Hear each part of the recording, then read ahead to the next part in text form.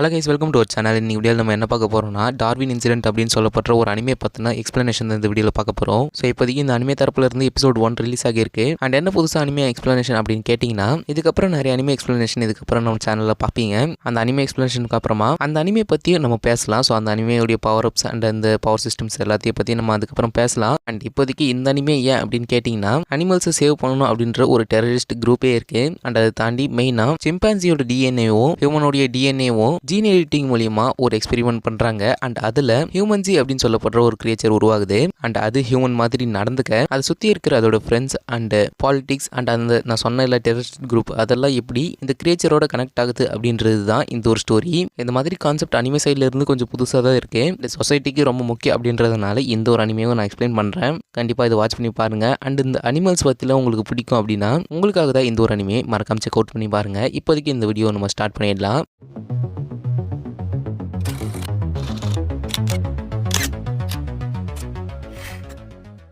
So ஓப்பனிங்கில் பார்த்தோம்னா ஒரு சில கேஜில் ஒரு சில அனிமல்ஸை நம்மளால் பார்க்க முடியும். லைக் கேட்டு, டாகு அண்ட் ரேபிட், மவுஸ் இந்த மாதிரி ஒரு சில அனிமல்ஸை நம்மளால் பார்க்க முடியும். அண்ட் இந்த இமேஜை பார்த்தீங்கன்னா ரேபிட் யூஸ் பண்ணி எக்ஸ்பெரிமெண்ட்லாம் பண்ணியிருப்பாங்க.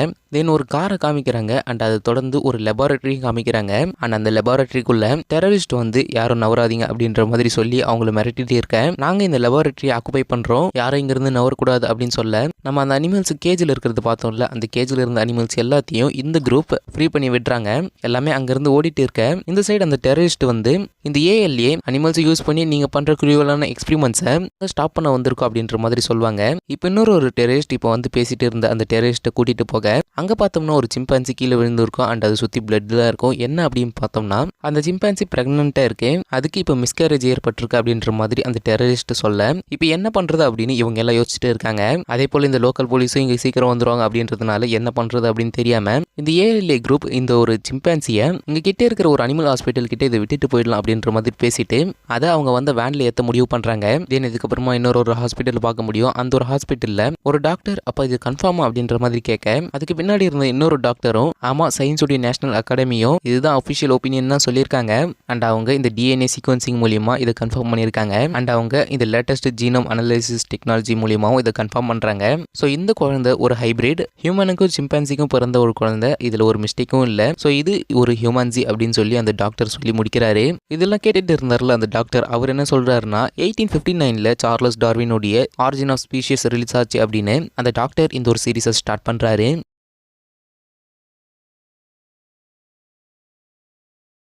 இப்போ இந்த ஒரு வீடு காமிக்கிறாங்க. அந்த வீட்டில் இருந்து சார்லி அப்படின்ற ஒரு சத்தம் வருது. என்ன அப்படின்னு பார்த்தோம்னா அந்த ஹியூமன்ஜியை அடாப்ட் பண்ணின பேரண்ட்ஸ் தான் இப்போ சார்லி அப்படின்ற நேமை அந்த ஹியூமன்ஜிக்கு கொடுத்து இப்போ காணுமே அப்படின்னு அந்த ஒரு கேரக்டரை தேடிட்டு இருக்காங்க.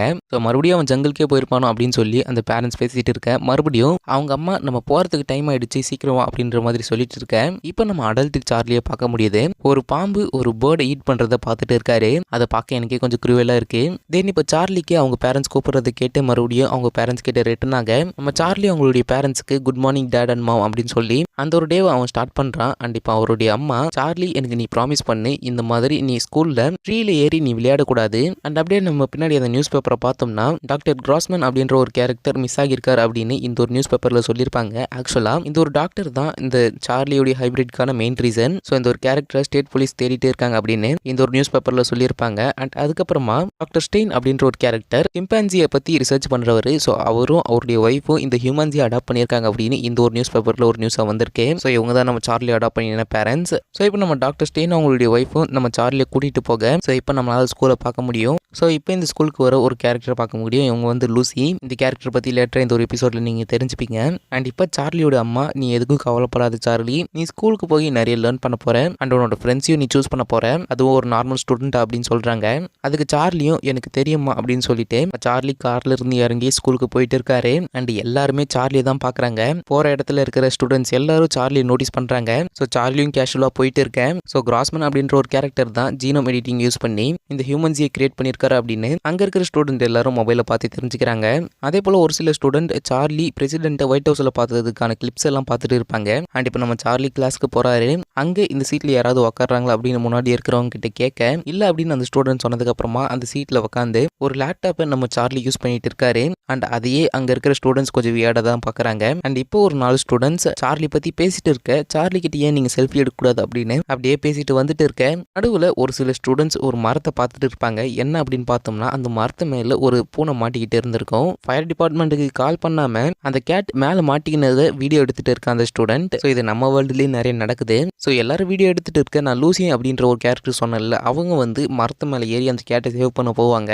ஸோ லூசி அந்த கேட் கிட்ட அப்படியே போக அந்த கேட் நம்ம லூசி கிட்ட போகிறதுக்காக எழுந்து வரும். பட் அந்த டைம்ல அந்த கேட் ஸ்லிப் ஆகி கீழே விழுந்துரும் அப்படின்னு தான் நினைச்சேன். பட் பார்த்தா நம்ம லூசி அந்த கேட்டை பிடிச்சிட்டு இருக்காங்க. ஸோ இதுக்கப்புறமா அந்த கேலை கொஞ்சமா விரிசல் விடும். அண்ட் இந்த சத்தம் நம்ம சார்லிக்கு கேட்கும். அண்ட் இந்த டைம்ல அந்த கேலை ஃபுல்லா உடஞ்சி கீழே விழும். ஸோ 2 பேரும் கீழே விழுவாங்க. இந்த டைம்ல நம்ம சார்லி அவருடைய கிளாஸ் ஜன்னல்ல இருந்து எகிரி குதிச்சு இவங்க 2 பேரையும் சேவ் பண்ணுவாரு. இதுக்கப்புறமா இவங்க 2 பேரையும் எப்படி கீழே இறக்கி விட நம்ம சார்லியும் அதுக்கப்புறமா அங்க இருந்து கிளம்பிடுவாரு.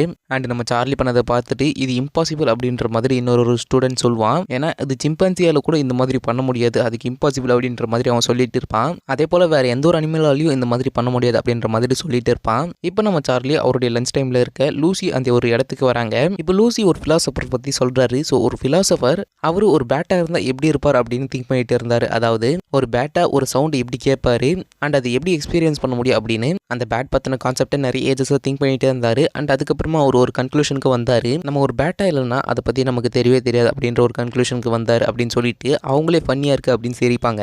அண்ட் இதுக்கப்புறமா இதுல ஒரு கொஸ்டின் என்னன்னா, நான் நிறைய வாட்டி யோசிச்சிருக்கேன் ஹியூமன்ஸியா இருந்தா அந்த லைஃப் எப்படி இருக்கும் அப்படின்னு நான் யோசிச்சிருக்கேன் அப்படின்னு லூசி சொல்லிட்டு இருப்பாங்க. அதே போல இந்த வேர்ல்டுல இருக்கிற எங்க எல்லாரையும் டிஃப்ரெண்டா பாப்பி அப்படின்ற மாதிரி கேட்பாங்க. அதுக்கு நம்ம சார்லியும் நானும் அந்த மாதிரி ஒன்று யோசிச்சிருக்கேன், ஹியூமனா இருந்தா எப்படி இருக்கும் அப்படின்னு நான் யோசிச்சிருக்கேன் அப்படின்னு நம்ம சார்லி சொல்வாரு. அண்ட் அதுக்கப்புறமா நான் லூசி அப்படின்னு சொல்லி லூசி அவங்களை இன்ட்ரோடியூஸ் பண்ணிக்கிறாங்க. அண்ட் சார்லியும் லூசியை ஒரு ஃப்ரெண்டை ஏத்துக்கிறாரு. இப்போ 2 ஃபீமேல் ஸ்டூடெண்ட் வந்து சார்லி கிட்ட நான் அவங்க கூட செல்ஃபி எடுத்துக்க முடியுமா அப்படின்ற மாதிரி கேட்பாங்க. அண்ட் அதுக்கப்புறமா சார்லி வெஜ் ஈட் பண்ணது பார்த்துட்டு அந்த ஸ்டூடெண்ட்ஸ்லாம் வந்து நீ மீட்டே சாப்பிட மாட்டியா அப்படின்ற மாதிரி கேட்பாங்க. அதுக்கு சார்லி வந்து என்னால் சாப்பிட முடியும், ஆனா என்னோட பேரண்ட்ஸ் வந்து என்ன ஒரு வேகனா அதாவது வெஜிடேரியனா தான் என்ன வளர்த்தாங்க அப்படின்ற மாதிரி சொல்வாரு. அது கேட்டுட்டு இன்னொரு ஹியூமன் அப்போ இந்த ஹியூமன்ஜி ஒரு வேகனா அப்படின்ற மாதிரி சொல்லி அதை பத்தி சிரிப்பான். அண்ட் அதுக்கப்புறமா நம்ம சார்லி கிட்ட ஒரு கொஸ்டினும் கேட்பான். இந்த வேகன்ஸ் எல்லாரும் அனிமல்ஸோட உயிரை ஈக்குவலா தான் பார்ப்பாங்க. ஸோ நீ மற்ற ஸ்பீஷிஸை டிஸ்கிரிமினேட் பண்ண மாட்டேதானே? அப்போ இந்த கேள்விக்கு எனக்கு பதில் சொல்லு. ஒரு மவுஸ் ஒரு டெட்லி டிசீஸோட இருக்கு அண்ட் அது உன்னை கடிக்க வருது. ஸோ இந்த ஒரு இடத்துல உன்னால அதுகிட்ட இருந்து தப்பிச்சு ஓட முடியாது. உங்ககிட்ட இருக்கிற கன்னால அதை ஷூட் பண்ணி ஸ்டாப் பண்றது தான் ஒரே வே அப்படின்ற மாதிரி அந்த ஒரு ஸ்டூடெண்ட் சொல்ல, நீ அந்த ஒரு மவுஸை ஷூட் பண்ணுவே மாட்டியா அப்படின்னு ஒரு கேள்வி கேட்பாரு. அதுக்கு அங்கே இருக்கிற ஸ்டூடெண்ட்ஸ் அவங்களுடைய ஆன்சர்ஸை டிஸ்கஸ் பண்ணிட்டு இருக்கேன். அப்படின்னா நான் அந்த ஒரு மவுஸை கில் பண்ணிவிடும் அப்படின்ற மாதிரி சார்லி சொல்லி அந்த ஒரு கொஷினை என் பண்ணிவிடுவார். அண்ட் அந்த ஒரு ஆன்சரை பார்த்து நம்ம லூசியை கொஞ்சம் ஷாக் ஆகிடுவாங்க.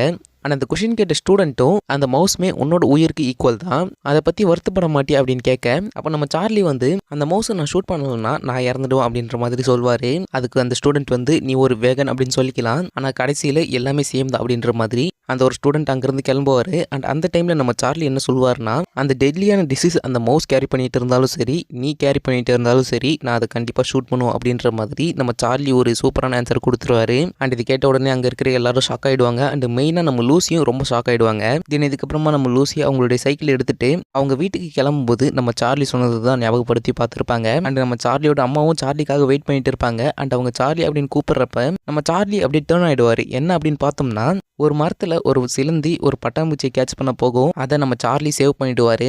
அண்ட் இதை நம்ம சார்லி அவங்களுடைய அம்மா கிட்டே எக்ஸ்பிளைன் பண்ணிட்டு இருக்கேன். நம்ம லூசியும் இதை பார்த்துட்டு அவங்களுடைய ரியாக்ஷனை நார்மலாக மாற்றிப்பாங்க. இதுக்கப்புறமா ஒரு இடத்துல பாம் பிளாஸ்ட் ஆகியிருக்கும். அண்ட் இதுக்கு பின்னாடி இருக்கிறது அந்த ஏஎல்ஏ குரூப் தான். இது ஒர்க் ஆயிடுச்சு அப்படின்னு அந்த குரூப் எல்லாரும் சந்தோஷப்பட்டுட்டு இருக்கேன். ஆனால் அங்கே ஒரு ஸ்மால் கிட் இருந்திருக்கான் அப்படின்னு சால்வா அப்படின்ற ஒரு கேரக்டர் சொல்கிறாரு. அதை பற்றி வருத்தப்படுறாரு. அதுக்கு ஆப்போசிட்டில் இருந்த கேரக்டர் செல்வா, இதுதான் நம்மளுடைய ஓப்பனிங் அண்ட் இப்படி தான் நம்மளுடைய வாரை டிக்ளேர் பண்ணணும். அண்ட் வாரில் கொலெக்டரல் டேமேஜ் அவாய்டே பண்ண முடியாது. அப்படி பார்த்தா ஒரு வாரில் இருக்கிற ஹியூமன்ஸை பற்றி மட்டும் தான் சொல்கிறாங்க, ஆனால் அங்கே இறக்குற அங்கே கஷ்டப்படுற அந்த அனிமல்ஸை பற்றி பேச மாட்டேன்றாங்க அப்படின்னு அந்த கேரக்டர் சொல்லிட்டு இருக்கேன். ஏன் எல்லாரும் ஹியூமன் பீயிங்ஸை மட்டும் ஃபோக்கஸ் பண்ணுறீங்க? அண்ட் நம்மள மாதிரி சின்ன கேங் மட்டும் தான் அங்கே சாகிற மற்ற கிரியேச்சர்ஸ் பற்றியும் நம்ம அப்சர்வ் பண்ணுறோம். அதே போல் இந்த அனிமல்ஸ் எல்லாமே சாகிறதுக்காக பிறக்கல, அதுவுமே வாழணும். ஒரு அனிமலுக்கும் ஈக்குவல் ரைட்ஸ் இருக்கணும் அப்படின்றதுக்காக தான் நம்மளுடைய கேங் இருக்குது. இந்த ஹியூமனிட்டி ஹியூமனிட்டிக்கு நம்ம தெரிய வைக்கணும். அனிமல்ஸ்க்கும் ஈக்குவல் ரைட்ஸ் இருக்கு அப்படின்னு நம்ம தான் தெரிய வைக்கணும். ஸோ யாருமே ஹியூமன்ஸை ஃபோக்கஸ் பண்ணாதீங்க அப்படின்னு அந்த கேரக்டர் சொன்னதுக்கு அப்புறமா இன்னொரு கேரக்டர் அந்த ஒரு இடத்துல பார்க்க முடியும். அண்ட் அந்த கேரக்டர் கூட இந்த குரூப் லீடர் பேசிட்டு இருக்கேன். அண்ட் இந்த கேரக்டர் இருக்காருல்ல, இவர் என்ன சொல்றாருன்னா ஏஎல்ஏ ரீபான் ஆகியிருக்கு, அதுதான் நாளைக்கு ஃப்ரண்ட் லைனா இருக்க போகுது அப்படின்னு சொல்லிட்டு இருக்கேன். அப்படியே அவருடைய நெக்ஸ்ட் டார்கெட் சார்லி அப்படின்ற மாதிரி சொல்றாரு. அதுக்கு அந்த கேரக்டரும் 15 வருஷம் ஆச்சு இல்லை அப்படின்ற மாதிரி சொல்லிட்டு இருக்காரு. அண்ட் இவன் வந்துட்டான். அண்ட் இந்த ஒரு கேரக்டர் நமக்கு ரொம்ப முக்கியம் அப்படின்ற மாதிரி இந்த ஒரு கேரக்டர் சொல்லிட்டு இருக்காரு. ஸோ நம்ம சார்லியை இந்த ஏஎல்ஏ வார்க்குள்ள கொண்டு வரணும் அப்படின்ற மாதிரி அந்த 2 கேரக்டர்ஸும் பேசிட்டு இருக்காங்க. அவங்களுடைய நேம்ஸ் இன்னும் ரிவீல் ஆகல. கண்டிப்பா நெக்ஸ்ட் எபிசோட்ஸ்ல ரிவீல் ஆகும். அண்ட் இதோட இந்த ஒரு எபிசோடு முடியுது. கண்டிப்பா இந்த ஒரு எபிசோட் பிடிச்சிருக்குன்னு நினைக்கிறேன். பிடிச்சிருந்தா மறக்காம ஒரு லைக் பண்ணிடுங்க. அண்ட் நான் கரெக்டாக எக்ஸ்பிளைன் பண்ணியிருக்கேன்னு நினைக்கிறேன். ஏதாவது மாற்றிக்கணும்னா மறக்காம கமெண்ட் பண்ணுங்க. அண்ட் இப்போதைக்கு இந்த ஒரு வீடியோ இதோட முடிச்சுட்டு அடுத்த ஒரு வீடியோவில் வந்து உங்களை மீட் பண்ணுறேன். Until then stay tune.